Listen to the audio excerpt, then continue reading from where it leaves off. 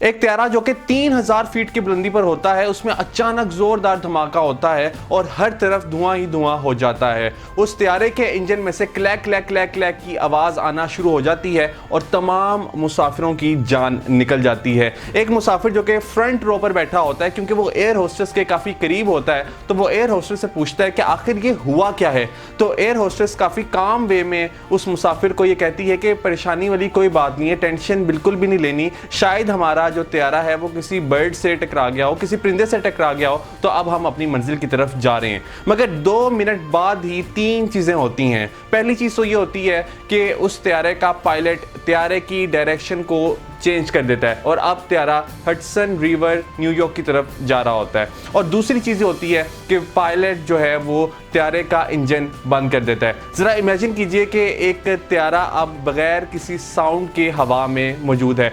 तीसरी चीज़ ये होती है कि पायलट 3 वर्ड्स बोलता है और वो 3 वर्ड्स होते हैं ब्रेस फॉर इम्पैक्ट। और ये ब्रेस फॉर इम्पैक्ट वर्ड्स अक्सर पायलट्स तब इस्तेमाल करते हैं जब उन्होंने मुसाफिरों को ये सिग्नल देना होता है कि अब आप मेंटली तौर पे किसी भी इम्पैक्ट के लिए तैयार हो जाएं। और आहिस्ता आहिस्ता जो त्यारा है वो हडसन रिवर की तरफ लैंड करना शुरू कर देता है और ये एक्सपेक्ट किया जा रहा होता है कि अब ये कोई नॉर्मल लैंडिंग नहीं होने वाली, ये अब एक क्रैश लैंडिंग होने वाली है और किसी मुसाफिर की जान भी नहीं बचेगी। फ्रंट रो में वो जो मुसाफिर बैठा होता है वो ज़िंदगी के 3 इंपॉर्टेंट सबक सीख चुका होता है उस मोमेंट में। वो शेयर करता है, वो कहता है कि मैं तब ये सीख चुका था कि लाइफ कांस्टेंट नहीं है। हम जो चीज़ों को पोस्टपोन करते आ रहे होते हैं, हमें उन चीज़ों को पोस्टपोन नहीं करना होता। हम सारी ज़िंदगी कहते हैं कि हाँ हम हज के लिए जाएंगे, मगर मैं उससे पहले अपना ये ऑफिस का काम कंप्लीट कर लूँ। हाँ मैं अपने वालिदैन को बताऊँगा कि मैं उनसे कितना प्यार करता हूँ, मगर मैं उससे पहले अपना ये फ़लाँ काम कंप्लीट कर लूँ। हाँ मैं अपने बच्चों को जवान होते हुए देखूँगा, मगर मैं उससे पहले अपना ज़रा ये काम तो कंप्लीट कर लूँ।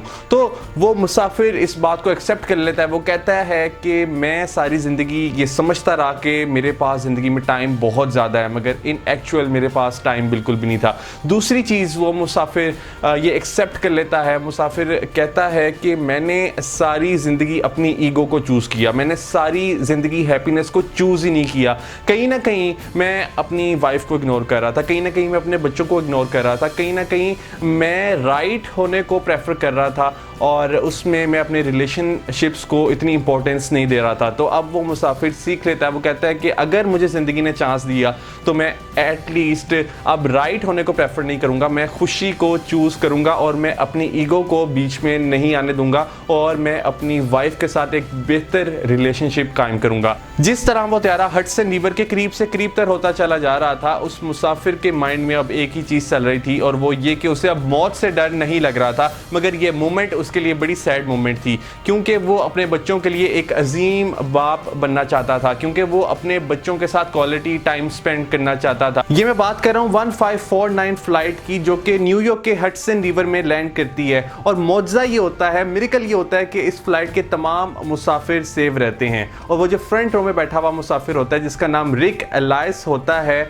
वो भी बिल्कुल सेव रहता है, क्योंकि उसने डेथ को बड़ी करीब से देखा होता है। तो वो अपनी टेड टॉक के थ्रू पूरी दुनिया को 3 सबक देता है। वो कहता है कि नंबर 1 आप किसी भी चीज़ को पोस्टपोन ना करें। वो कहता है कि नंबर 2 आप ईगो को चूज़ ना करें, आप हैप्पीनेस को चूज़ करें। वो कहता है कि डेथ स्केरी नहीं होती, मगर हाँ वो जो रिग्रेट्स होते हैं वो हमें ज़रूर सैड कर देते हैं।